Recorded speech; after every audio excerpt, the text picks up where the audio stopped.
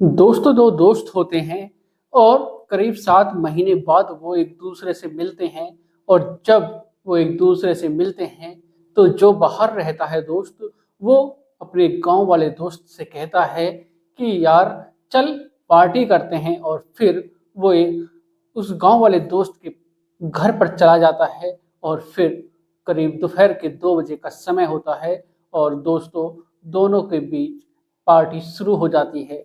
दारू की बोतल खुल जाती है और फिर एक एक पैक के बाद एक पैक बनना शुरू हो जाता है। और फिर जब थोड़ा बहुत नशा होता है तब वो जो बाहर रहता है दोस्त, वो कहता है कि यार मेरे पैसे कब देगा। और जैसे ही वो अपने पैसे मांगता है और जो गांव में जो दोस्त रहता था उसे गुस्सा आ जाता है। और गुस्सा उसे इतनी तेज आता है, वो कहता है कि तुझे वो पैसे याद रहे और मैं तुझे इतने दिनों से याद कर रहा था, मिस कर रहा था, तुझे मेरी याद नहीं आई। मैं तुझे इतना याद करता था, हर दिन हर रोज मैं तुझे याद करता था, लेकिन मिलने के बाद तूने मेरा हालचाल नहीं पूछा। पूछा तो सिर्फ वो पैसे पूछे। ऐसी भी तुझको क्या जरूरत पड़ गई कि तुझे वो पैसे याद रहे। दोस्तों उसे गुस्सा आ जाता है, जिसके घर पर पार्टी चल रही थी उसे गुस्सा आ जाता है और वो उस दोस्त को धक्का दे देता है। जिस चेयर पर वो बैठा हुआ था उस चेयर में वो धक्का देता है और जो दोस्त उस चेयर पर बैठा हुआ था, जो बाहर से आया था, वो पीछे की तरफ गिर जाता है। करीब 15-10 मिनट हो जाती हैं। वो जो दोस्त था जिसने धक्का दिया था वो बैठा हुआ दारू आराम से पी रहा था। जब 10-15 मिनट बीत जाती हैं तब वो कहता है कि चल ठीक है, मैं तेरे पैसे दे दूंगा, लेकिन ऐसी भी क्या नाराजगी है कि तू इतनी देर से पीछे की तरफ पड़ा हुआ है, उठ जा, खड़ा हो जा। और जब वो उसको आवाज लगाता है तो दोस्त जो वो खड़ा नहीं होता है, बोलता नहीं है। और फिर वो जो दोस्त होता है जो धक्का मारता है वो उसको देखता है, उसके पास जाता है और फिर उससे कहता है कि खड़ा हो जा यार, इतनी भी क्या नाराजगी, तुझे इतनी देर हो गई पड़े हुए। और फिर जब उसे कुछ उत्तर नहीं मिलता है, वो कुछ हलचल नहीं करता है, तो फिर वो उसका हाथ पकड़ कर देखता है। और जैसे ही वो उसकी नब्ज टटोलता है, उसकी नब्ज थम चुकी थी। और फिर उसकी वो सांसें देखता है, सांसें भी थम चुकी थी। दोस्तों जैसे ही वो उसको देखता है, उसके पैरों के तले से जमीन खिसक जाती है। और फिर देखते ही देखते वो जब कुछ किया ही नहीं था, सिर्फ और सिर्फ धक्का दिया था, वो इतनी सी छोटी ही बात इतना बड़ा रूप ले लेती है। और फिर सब हैरान हो जाते हैं। जब पुलिस उस केस का खुलासा करती है तो सब हैरान हो जाते हैं, सबके पैरों के तले से जमीन खिसक जाती है। सब सोचने और समझने के लिए मजबूर हो जाते हैं कि कोई आखिर कैसा कर सकता है। तो दोस्तों कहानी में आगे बढ़ने से पहले अगर आप चैनल पर पहली बार हैं, चैनल को सब्सक्राइब करें, वीडियो को लाइक करें, शेयर करें और कमेंट करें, बेल आइकन जरूर दबाएं, जिससे कि मेरे आने वाली हर एक वीडियो आप तक पहुंच सके और आप क्राइम से रूबरू हो सकें। तो दोस्तों चलते हैं, जानते हैं शुरू से आखिर तक पूरी घटना को हर बार की तरह। नमस्कार दोस्तों, मैं अनुज आज आपके लिए जो कहानी, ये स्टोरी लेकर आया हूँ, ये है पंजाब प्रदेश के लुधियाना की। दोस्तों एक लड़का जो जिसका नाम कालू होता है, जो कूड़ा बीनने का काम करता है, लोहा प्लास्टिक उसको बीनता है और अपना परिवार चलाता है। दोस्तों उसी का दोस्त एक और होता है, वो भी उसके साथ कूड़ा बीन रहा था। और फिर वो एक स्थान पर पहुंचते हैं। और जब वो उस स्थान पर पहुंचते हैं, एक मैदान पर पहुंचते हैं, स्कूल के बराबर में जो मैदान पड़ा हुआ था उसमें पहुंचते हैं, तो कालू की नजर एक ड्रम पर पड़ती है जो सफेद रंग का होता है ड्रम। और जैसे ही कालू की नजर उस पर पड़ती है और उसके दोस्त की भी नजर उस ड्रम पर पड़ जाती है, दोनों में बहस हो जाती है कि कौन पहले इस ड्रम को अपने कब्जे में करे। और दोस्तों कालू की नजर उस पर पहले पड़ी थी, तो कालू उसको अपनी गिरफ्त में ले लेता है। और फिर उस ड्रम के पास जो उसका दोस्त होता है वो भी उस ड्रम के पास पहुंच जाता है। दोस्तों जैसे ही उस ड्रम का ढक्कन खोला जाता है तो कालू की चीखें निकल जाती हैं। और जैसे ही उसका दोस्त उस ड्रम के अंदर देखता है वो भी पीछे हट जाता है और उसकी भी चीखें निकल जाती हैं।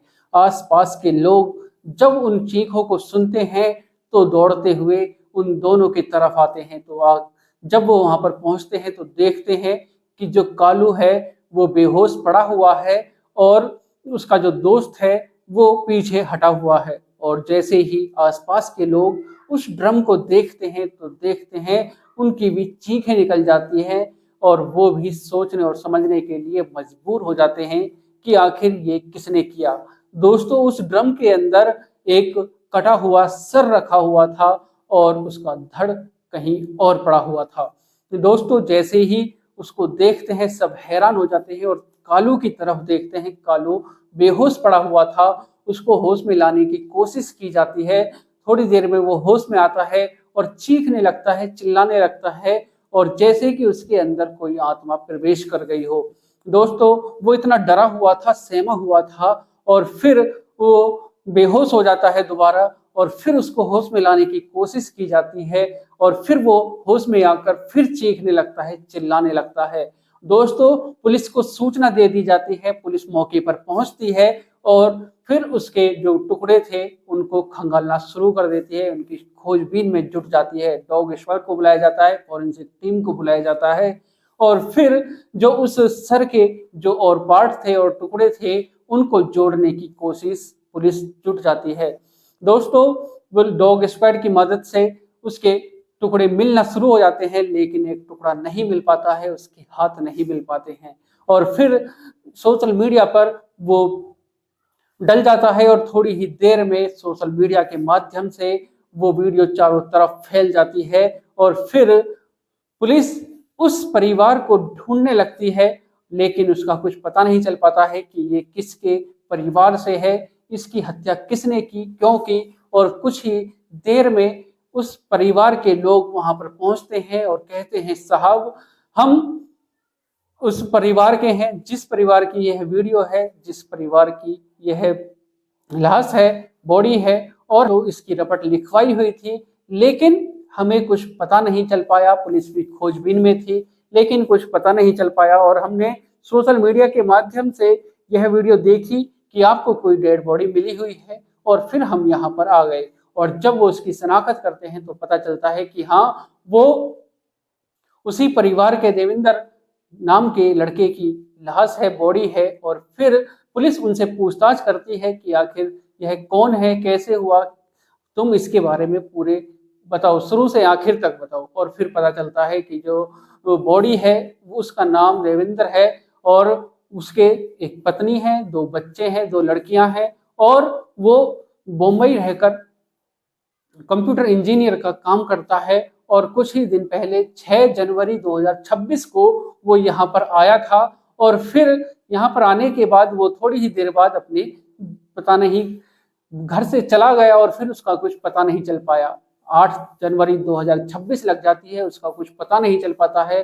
पुलिस उसके परिवार से पूछती है कि तुम्हें किसके ऊपर शक है, तो वो एक नाम बताते हैं कि शेरा, जो इसका दोस्त है, उसी के पास अक्सर ये जाता है और उससे इसकी बहुत ही घनिष्ठ दोस्ती है। और फिर पुलिस सीसीटीवी कैमरों को खंगालना शुरू करती है और फिर जब सीसीटीवी कैमरे को खंगालती है तो पुलिस देखती है कि जो शेरा है वो अपनी पत्नी कुलदीप कौर के साथ स्कूटी पर रात को एक समय एक ड्रम लिए स्कूटी पर जा रहा है। और फिर पुलिस उसकी खोज में लग जाती है और वो जो शेरा होता है वो एक अनाज मंडी के पास जाकर छिप जाता है और कुछ घंटों में पुलिस उसको पकड़ लेती है। और फिर जब उससे पूछती है तो जब वो पूरी कहानी को बताता है, सब हैरान हो जाते हैं, सब सोचने और समझने के लिए मजबूर हो जाते हैं कि आखिर कोई ऐसा कैसे कर सकता है।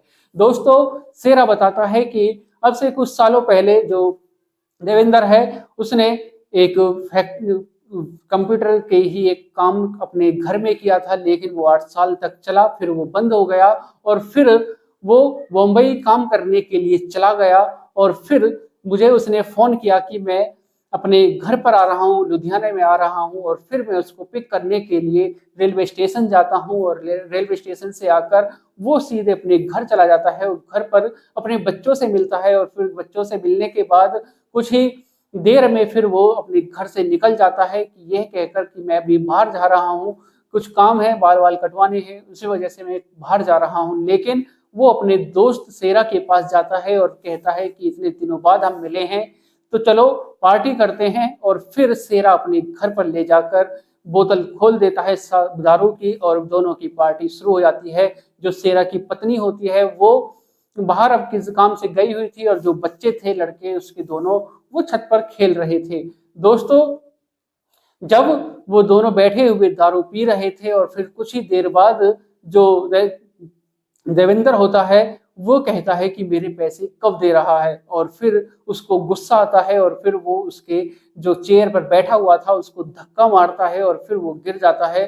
10-15 मिनट बाद जब वो उसको देखता है तो उसकी सांसें थम चुकी थी। और फिर जब उसकी पत्नी आती है वो पूरी कहानी अपनी पत्नी को बताता है। जो शेरा था वो कारपेंटर का काम करता था, उसके पास लकड़ियां काटने की मशीन थी और फिर वो प्लान बनाते हैं कि अगर हम इसका कुछ नहीं करेंगे तो हम पकड़े जाएंगे, पुलिस हमको पकड़ लेगी। हम कुछ ऐसा करते हैं कि इसका जो बॉडी है इसको हम दफना देते हैं और इसके टुकड़े कर देते हैं। और फिर जो शेरा होता है वो अपनी मशीन लाता है लकड़ी काटने की और फिर उसके साथ टुकड़े करता है और उसके सर को एक ड्रम में रखकर और जो बाहर के जो टुकड़े थे उनको वो बोरी में रखकर अलग अलग शहर जगह पर फेंक आते हैं। और फिर दोस्तों आकर निसंदेश हो जाते हैं और सोचते हैं कि अब हम पकड़े नहीं जाएंगे, लेकिन पुलिस कुछ ही घंटों में उनको पकड़ लेती है। इतनी बड़ी बात नहीं थी और उन्होंने उसके टुकड़े करके इतनी सी छोटी सी बात पर ही